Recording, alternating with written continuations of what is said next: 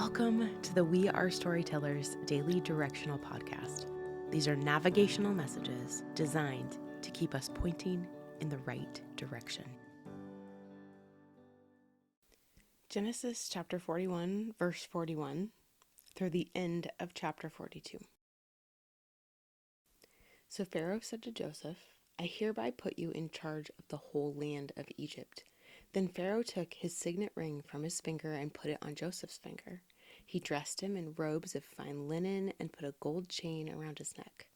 He had him ride in a chariot as his second in command, and people shouted before him, Make way! Thus he put him in charge of the whole land of Egypt. Then Pharaoh said to Joseph, I am Pharaoh, but without your word, no one will lift hand or foot in all Egypt.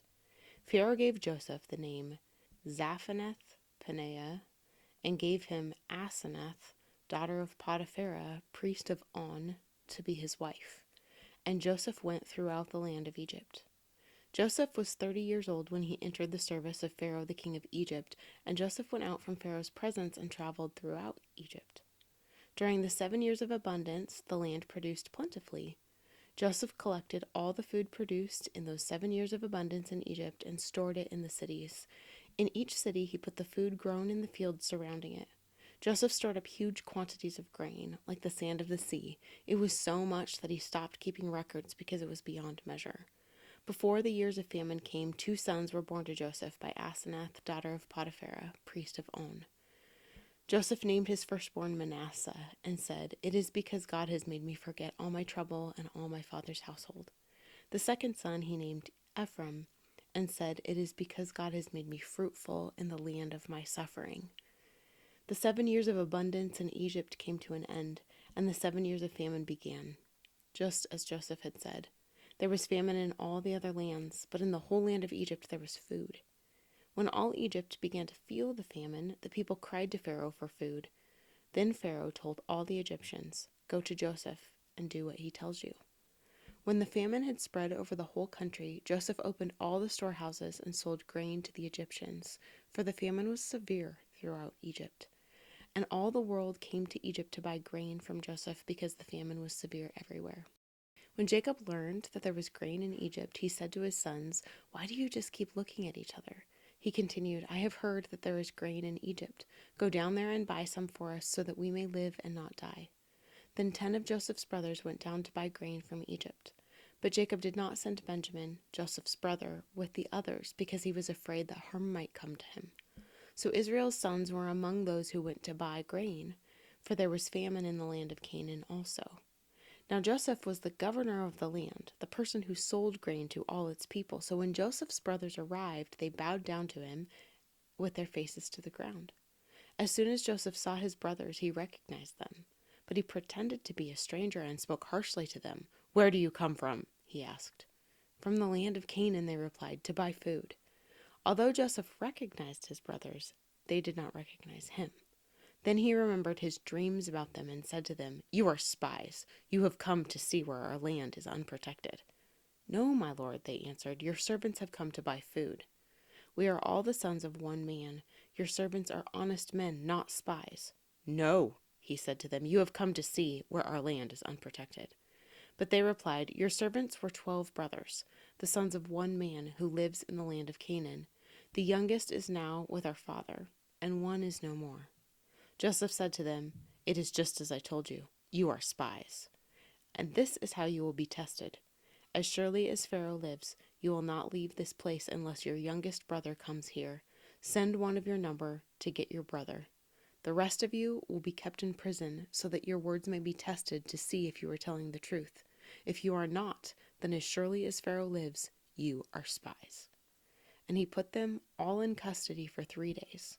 On the 3rd day, Joseph said to them, Do this and you will live, for I fear God. If you are honest men, let one of your brothers stay here in prison while the rest of you go and take grain back for your starving households. But you must bring your youngest brother to me so that your words may be verified and that you may not die. This they proceeded to do. They said to one another, Surely we are being punished because of our brother. We saw how distressed he was when he pleaded with us for his life, but we would not listen. That's why this distress has come on us. Reuben replied, "Didn't I tell you not to sin against the boy? But you wouldn't listen. Now we must give an accounting for his blood." They did not realize that Joseph could understand them, since he was using an interpreter. He turned away from them and began to weep, but then came back and spoke to them again. He had Simeon taken from them and bound before their eyes. Joseph gave orders to fill their bags with grain, to put each man's silver back in his sack, and to give them provisions for the journey. After this was done for them, they loaded their grain on their donkeys and left. At the place where they stopped for the night, one of them opened his sack to get feed for his donkey, and he saw his silver in the mouth of his sack. "My silver has been returned," he said to his brothers. "Here it is in my sack." Their hearts sank, and they turned to each other trembling and said, "What is this that God has done to us?" When they came to their father Jacob in the land of Canaan, they told him all that had happened to them. They said, "The man who was lord over the land spoke harshly to us and treated us as though we were spying on the land. But we said to him, 'We are honest men, we are not spies.' We were 12 brothers, sons of one father. One is no more, and the youngest is now with our father in Canaan." Then the man who is lord over the land said to us, "This is how I will know whether you are honest men. Leave one of your brothers here with me, and take food for your starving households and go. But bring your youngest brother to me, so I will know that you are not spies but honest men. Then I will give your brother back to you, and you can trade in the land." As they were emptying their sacks, there in each man's sack was his pouch of silver. When they and their father saw the money pouches, they were frightened. Their father Jacob said to them, "You have deprived me of my children. Joseph is no more, and Simeon is no more, and now you want to take Benjamin? Everything is against me." Then Reuben said to his father, "You may put both of my sons to death if I do not bring him back to you. Entrust him to my care, and I will bring him back." But Jacob said, "My son will not go down there with you. His brother is dead, and he is the only one left. If harm comes to him on the journey you are taking, you will bring my gray head down to the grave in sorrow."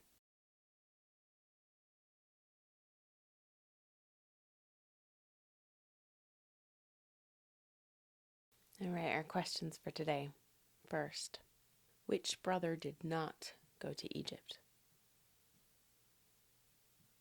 And also, what was Joseph's response to seeing his brothers? Second, what kinds of things stood out to you? What did you notice in the reading today? What do you feel like you should explore more, or that God wants you to really be thinking about? And last, is there anything in this text that you feel like you could apply in some way or for some reason to your life? Today, I'm struck with the way that often visions and dreams do come true.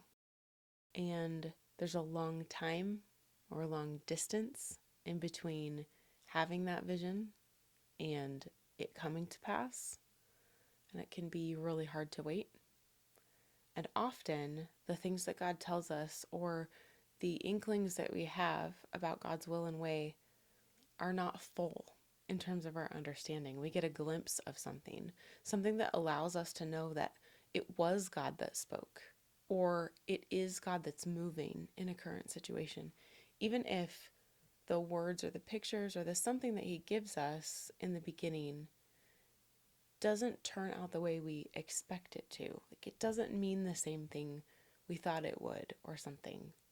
So it's fun to reflect upon Joseph's story and his original dream with his brothers bowing down to him and then that coming to pass. He had no idea. He couldn't have known as a young man that he would have such a powerful position and be helping so many people stay alive through this famine, and for that to be the reason that the brothers come and bow before him. He couldn't have understood that as an adolescent. And then here it is coming to pass.